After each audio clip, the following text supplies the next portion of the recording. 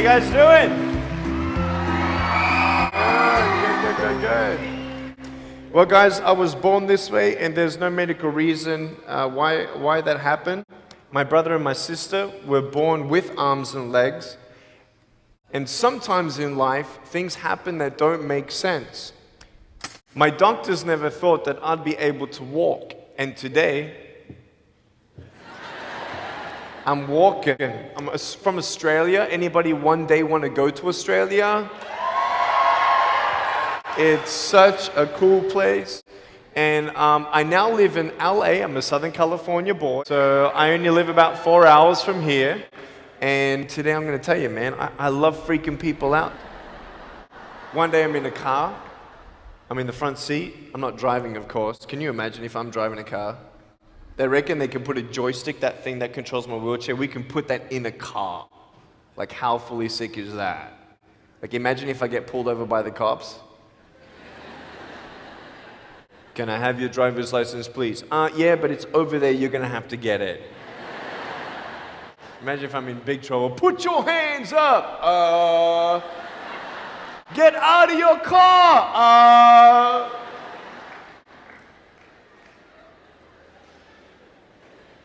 So I'm in the front passenger seat, we're at the traffic lights, and this car comes up next to us, and this girl's looking at me. And I'm looking at her, she's looking at me, I'm looking at her, she's looking at me, I'm looking at her.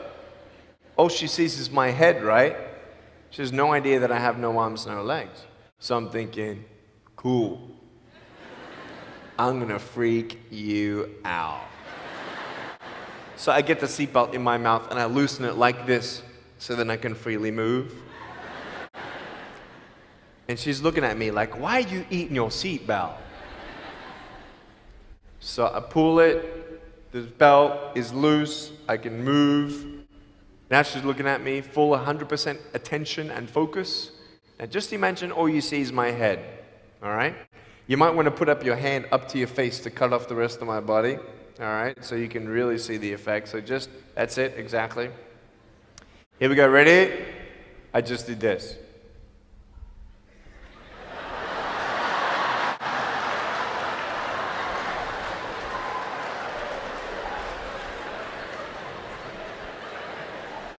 And her face, man, she was like,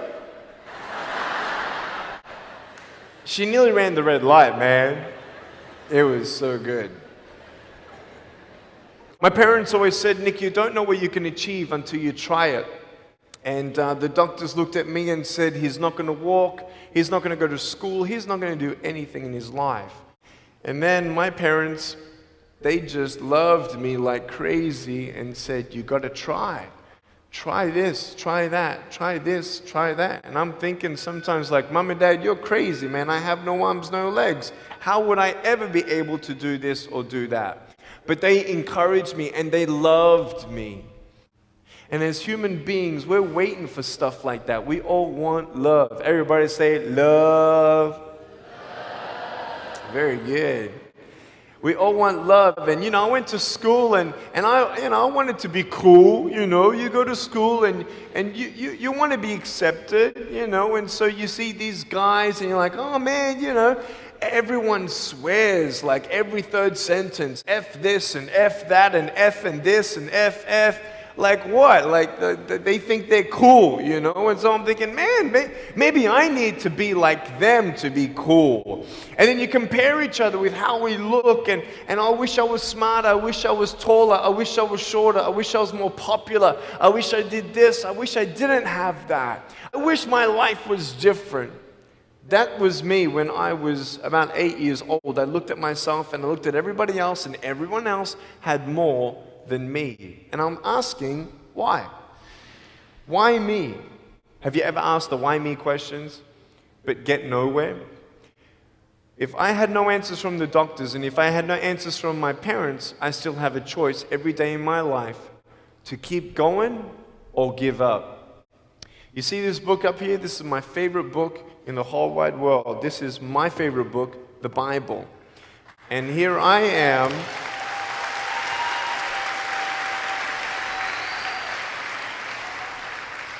And here I am, and for me, that's my full potential in all that I can be here on earth. And so encouragement takes me closer to all that I can be, and discouragement takes me away. You see, it only takes 3 seconds for someone to tease me when I was at school and just say, hey, you're ugly. Yeah, you can't do this and you can't do that. And some of you thinking like, man, seriously? You had kids picking on you? Like, how heartless are those kids? Picking on me with no limbs, like, you would probably say, well, I'm not that bad. I wouldn't pick on a kid with no limbs. But why would you pick on anyone? Well, because it's fun. It's just culture. Okay, we'll get to that. But for me facing all that stuff, I'm getting these seeds. Everybody say seeds. S-E-E-D-S, seeds. Have you seen the pictures of the sequoia reds up here in California? These huge trees. Like some of the trunks could be as nearly big as this room. I've seen those photos where they've actually dug out a tunnel in a trunk of a tree. You can drive a full-size SUV right through it. That all started with a little seed. If you leave a seed of lies in your heart and in your mind and you don't know the truth, if you don't know the truth, you will die with the lie. I started dying because I started believing what I was told. I want you to know the 3 things that I needed to come to in my life is the truth of my value, the truth of my purpose, and the truth of my destiny. I want you to know something. In our mind, we put ourselves down all the time. I want to ask you today, do you think I'm cool enough to be your friend? But I don't swear, I don't use the F-bomb. Am I still cool enough to be your friend? But I don't tease people. Am I still cool enough to be your friend? But I have no arms, no legs. Seriously.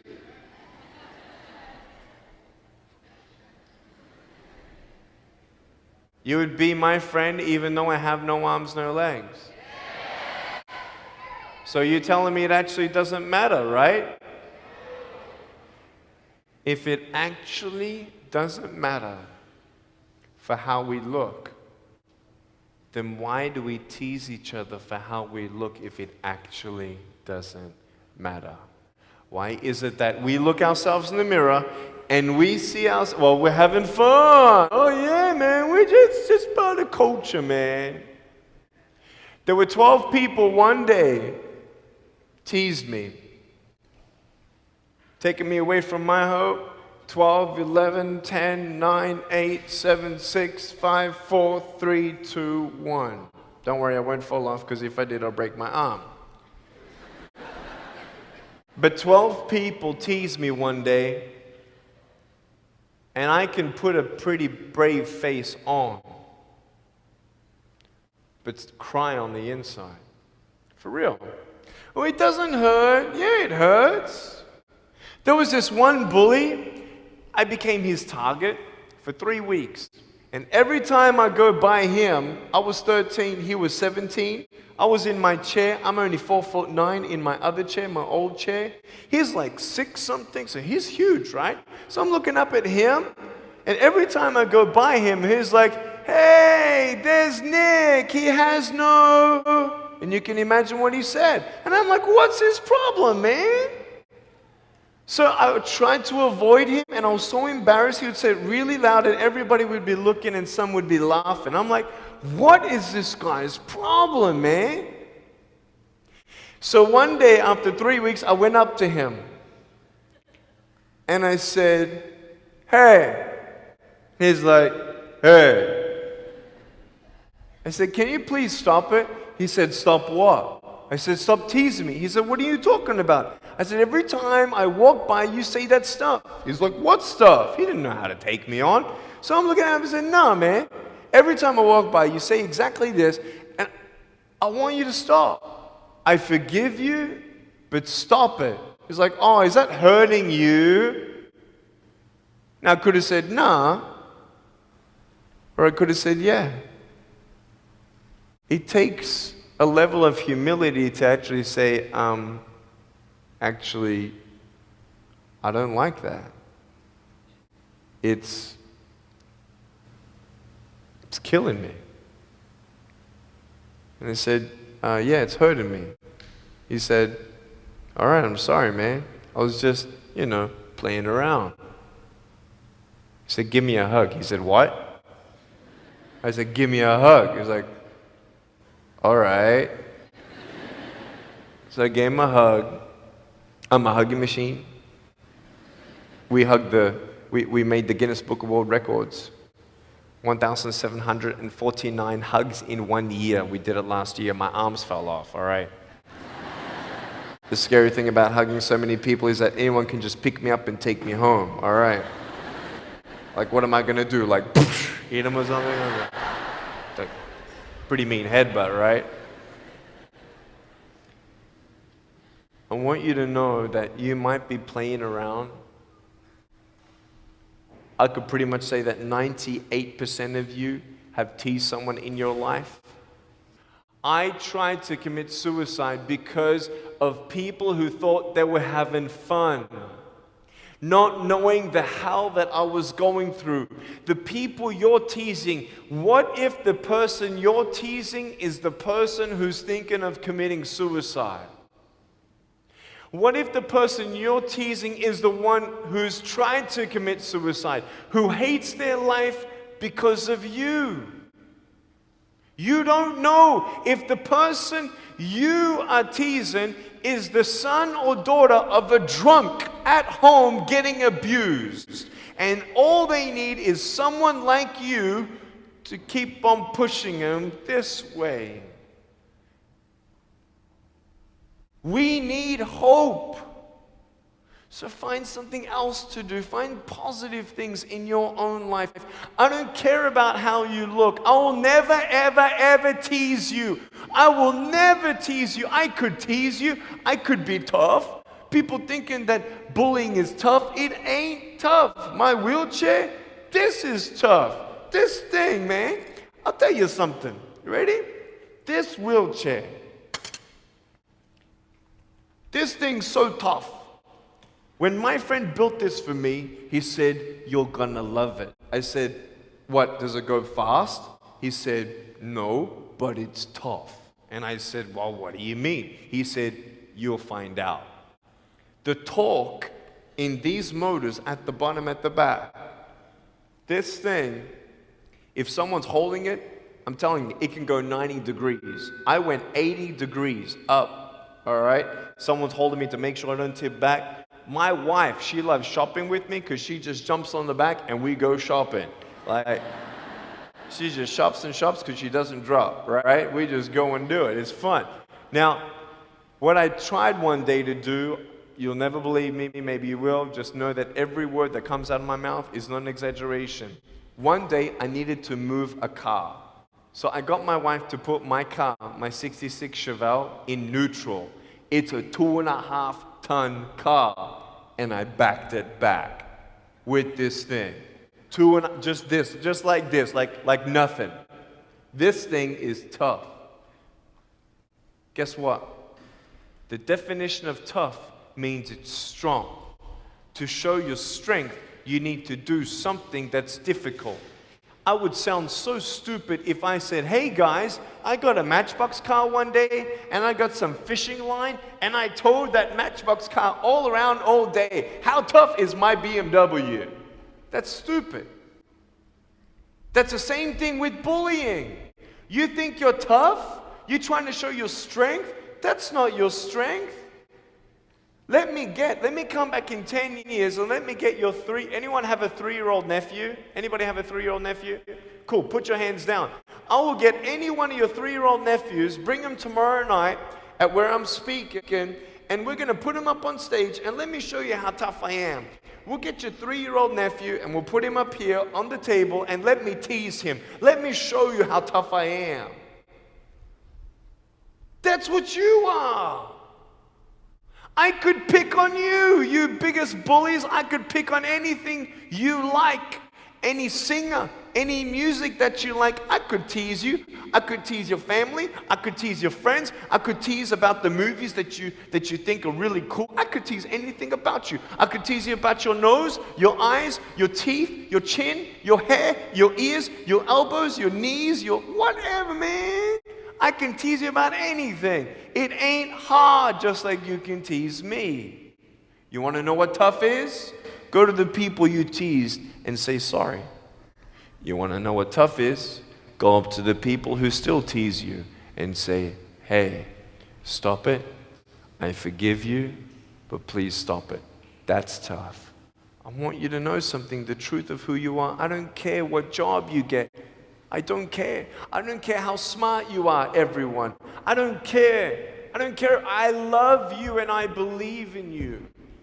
I don't care if you end up being a janitor in this school. I'll tell you why. Because the janitor in my high school inspired me to be a speaker. He changed my life. He said, you should be a speaker. You know what I said? You're crazy. He said, no, really, you need to be a speaker. I said, stop it, man. 4 months later, he twisted my arm, and I said, yes. I spoke in front of 10 people, then another 10, then another 10, then I found myself in front of 300 sophomore students. And 3 minutes into my speech, half the girls were crying, and one girl in the middle of the room started weeping, and she put up her hand and she said, I'm so sorry, can I come up there and give you a hug? And in front of everybody, she came up and she hugged me and she cried on my shoulder and she whispered in this ear, thank you, thank you, thank you. No one's ever told me that they love me. No one's ever told me that I'm beautiful the way that I am.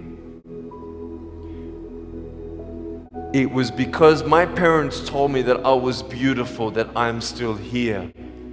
Some of you don't have those parents, and that's why I'm here. I love you and you're beautiful just the way you are. Never, ever give up.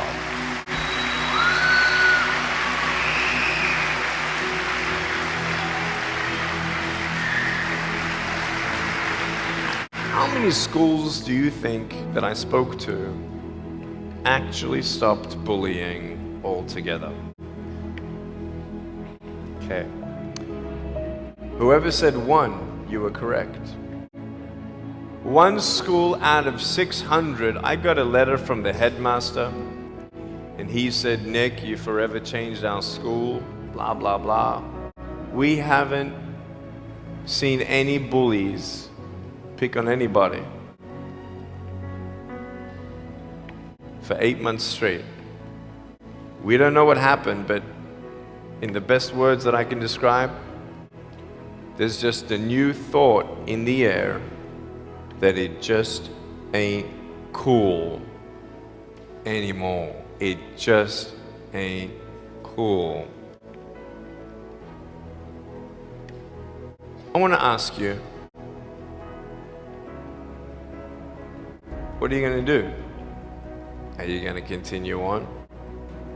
At the risk of knowing that in each section, this section right here, 5 people are already trying to commit suicide. That section there, 5 people. When you extrapolate it out, what if the person you're teasing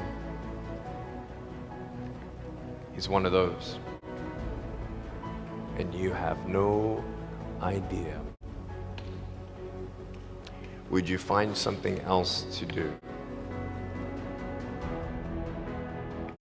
So, the change is up to you. If you want to see more love in your school, be love. If 50% of the school come together and say, you know what, it just ain't cool anymore, the people who think it's still cool, every time they look down upon you, I want you to imagine my face looking at you. Because I'm telling you, everyone you're teasing is my brother and my sister. And you're my brother and you're my sister. And I'm asking you to stop.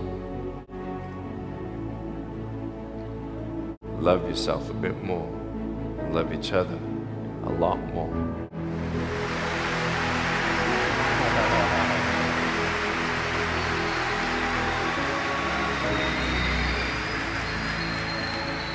you